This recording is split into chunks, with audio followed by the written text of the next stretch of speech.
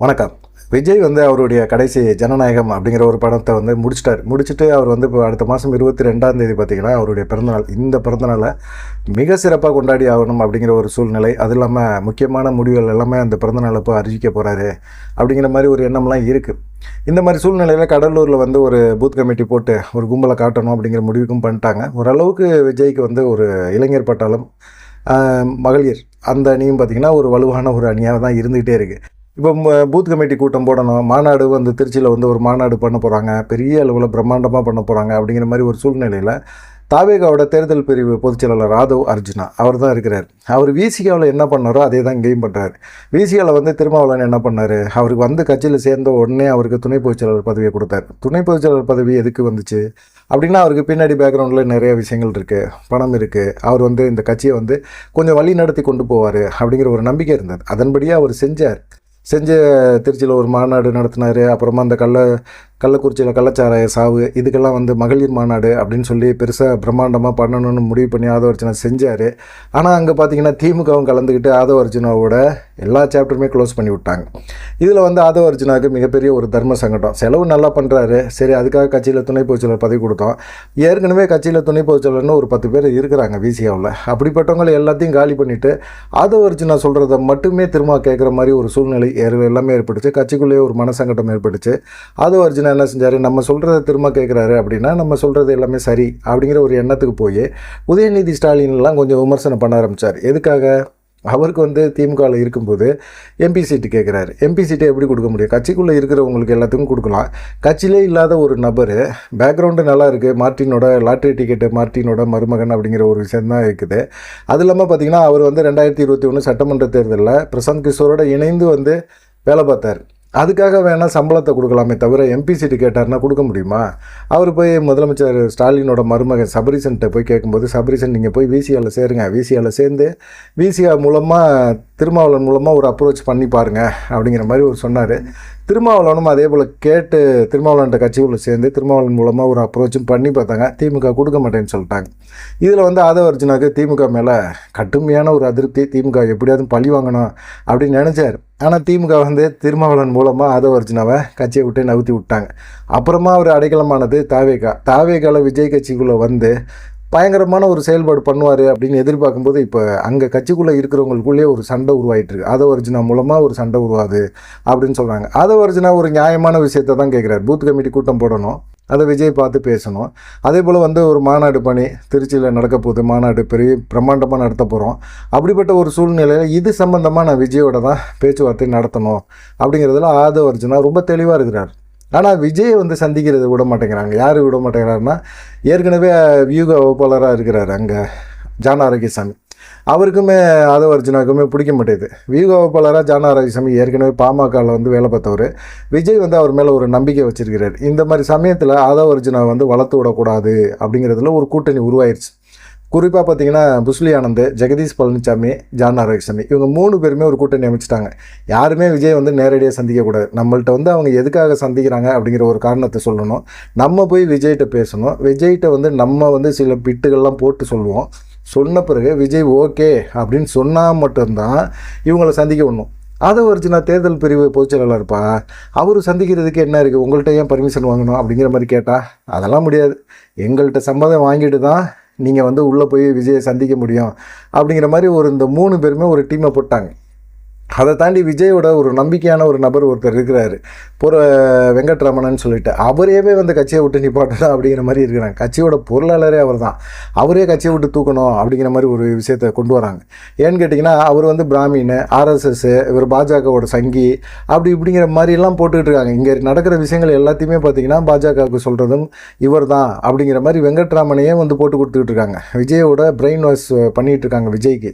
இதெல்லாம் தொடர்ந்து விஜய் இப்படிலாம் இருக்கும்போது பார்த்திங்கன்னா ஆதவ அர்ஜுனா தனிப்பட்ட முறையில் இவங்களெல்லாம் தாண்டி செயல்படவே முடியாது அப்படிங்கிற மாதிரி ஒரு எண்ணத்துக்கு வந்துட்டார்.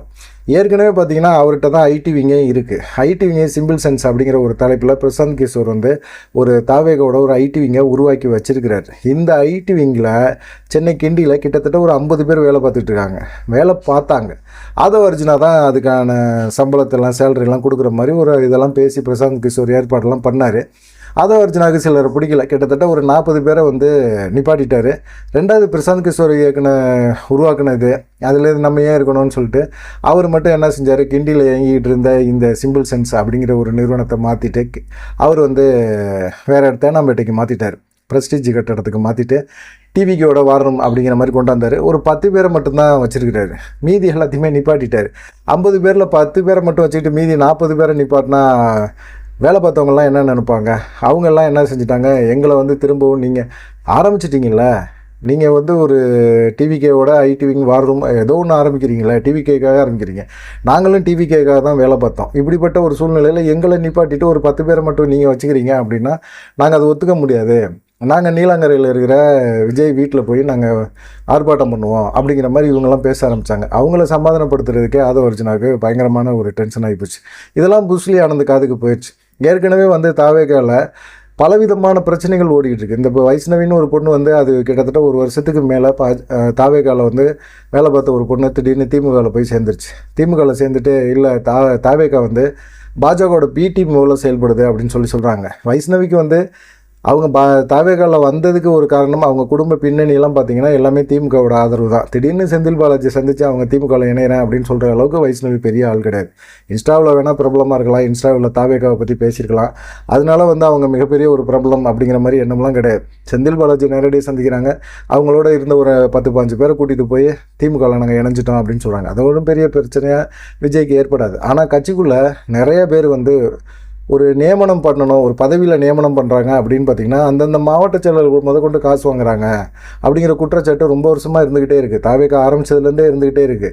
பணம் கொடுக்குறவங்களுக்கு வந்து முக்கியத்துவம் கொடுக்குறாங்க, கட்சிக்காக உழைச்சவங்க போனவங்க வந்தவங்க எல்லாத்தையுமே தூக்கி எறிஞ்சிடுறாங்க அப்படிங்கிற மாதிரி ஒரு குற்றச்சாட்டை வச்சுக்கிட்டே இருக்காங்க. இதெல்லாம் விஜய் எப்போ கவனத்துக்கு கொண்டு போவாங்க அப்படின்னா கொண்டு போகிறதுக்கு வாய்ப்பே இல்லை. புஸ்லி ஆனந்த் இதை கொண்டு போகணும். இங்கே நடக்கிற பிரச்சனைகள் பஞ்சாயத்துகள் எதுவுமே கொண்டு போக மாட்டேறாங்களே. இவங்க 3 பேர் தான் ஒரே இடத்துல வந்து உட்காந்துட்டாங்களே. புஸ்லி ஆனந்த், இவர் ஜான் ஆரோக்கியசாமி எல்லாமே உட்காந்து ஆதவ அர்ஜுனாவுக்கே நெருக்கடி கொடுக்குறாங்க அப்படின்னா இவங்கெல்லாம் வந்து எப்படி பண்ண முடியும்? பொருளாளருக்கே வெங்கட்ராமனுக்கே வந்து பிரச்சனை கொடுத்துட்ருக்காங்க. அப்படிங்கும்போது இந்த மூவர் அணியில் வந்து தாவேக்கா வந்து ஒரு கட்டுப்பாட்டில் போயிடுச்சு அப்படிங்கிற மாதிரி சொல்லிகிட்டு இருக்காங்க. சரி, இவங்க ஒரு சைடு இருக்கட்டும். இப்போ வந்து தாவேக்காவுக்கு வந்து ஒரு பூஸ்ட் கொடுக்குற மாதிரி ஒரு செய்தி ஒன்று வந்துருக்குது. அப்படின்னா யார் அப்படின்னு கேட்டிங்கன்னா ஐஆர்எஸ் அதிகாரி. ஏற்கனவே பார்த்திங்கன்னா அவர் வந்து 2016 டிசம்பரில் இந்த ஒப்பந்ததாரர் சேகர் ரெட்டி ஆந்திராவில் இருந்தார்ல, அவர்கிட்ட 70 கோடி ரூபா கையப்பற்றி யார் யாருக்கெல்லாம் அவர் பணப்பட்டுவாடா கொடுத்தாரு எல்லாத்தையுமே லிஸ்டெல்லாம் எடுத்து சும்மா செம்மையாக ஒரு இது பண்ணார். சேகர் ரெட்டி யாருங்கிறது அப்போ தான் மக்களுக்கு எல்லாத்துக்குமே தெரிஞ்சுது. அந்த மாதிரி ஒரு சூழ்நிலை கொண்டு வந்தார். 2021 திடீர்னு அவர் பீகாருக்கு மாற்றிட்டாங்க. இப்போ ஐஆர்எஸ் அதிகாரியாக இருந்துகிட்டு இருக்க அருண்ராஜ் அவர் வந்து என்ன செய்கிறாரு, ஏற்கனவே வந்து விஜய்க்கு ஆலோசகராக இருக்கிறாரு. அவர் வந்து இப்போ என்ன செய்கிறாரு, அவருடைய பதவியை ராஜினாமா பண்ணிவிட்டு முழுக்க தாவேக்கால வந்து இறங்கலாம் அப்படிங்கிற ஒரு முடிவுக்கு வந்துட்டார். ஒரு நல்ல ஒரு அதிகாரி, ஐஆர்எஸ் அதிகாரி, எல்லாத்துக்கும் துணிஞ்சவர், கொஞ்சம் தொழில்நுட்பம் தெரிஞ்சவர் அப்படிங்கிறனால விஜயும் அதை விரும்புகிறார். அருண்ராஜ் வந்து வெளியே இருந்து ஆலோசனை சொல்லிக்கிட்டே இருந்தார். இல்லை, நீங்கள் பதவியை ராஜினாமா பண்ணிவிட்டு கட்சியில் வந்து நிரந்தரமாக வேலை பாருங்கள் அப்படிங்கிற மாதிரி ஒரு இது சொல்லிட்டாங்க. அப்படிங்கிற மாதிரி இருக்கும்போது இவர் என்ன செய்கிறாரு, அருண்ராஜ் வந்து பதவியை ராஜினாமா பண்ணிட்டாரு. நாளைக்கு எல்லாமே அருண்ராஜ் வந்து எப்படியுமே கண்டிப்பாக வந்து விஜய் கட்சியில் சேர்ந்துருவார் அப்படிங்கிற மாதிரி இருக்குது. அவருக்கு இணை பொதுச் செயலாளர் அப்படிங்கிற மாதிரி ஒரு பதவியை கொடுக்கறதுக்கான வாய்ப்புகள் அதிகமாக இருக்குது அப்படிங்கிற மாதிரி சொல்கிறாங்க. இவ்வளவு நல்ல விஷயங்கள், ஒரு நல்ல விஷயங்கள் நடந்தால் நிறைய கெட்ட விஷயங்கள் நடக்குது. இப்போ வந்து இவங்களுக்குள்ளே வந்து ஒரு போட்டி பொறாமை அப்படிங்கிற மாதிரி உள்ளே இருக்குது. நான் தான் விஜய்க்கு முக்கியமானவன், நான் தான் தலைவருக்கு முக்கியமான நபர் அப்படிங்கிற மாதிரி சிலர் வந்து பண்ணுற பிரச்சனைகள் பஞ்சாயத்துகளில் வந்து இதுபோல் ஒரு நபர்கள் வந்து பிரச்சனைகளை சந்திக்கிறாங்க அப்படிங்கிற மாதிரி இருக்காங்க. ஒரே விஷயந்தான், இந்த மூவர் அணியை வந்து விஜய் வந்து கண்காணிக்கணும், அவங்களால பிரச்சனை வர்றதுக்கான வாய்ப்புகள் அதிகமாக இருக்குது அப்படிங்கிற மாதிரி சொல்கிறாங்க. ஒன்று வந்து புஸ்லி ஆனந்த் ஆரம்பத்திலேருந்தே விஜயோட அப்பாவுக்கு பிடிக்காது.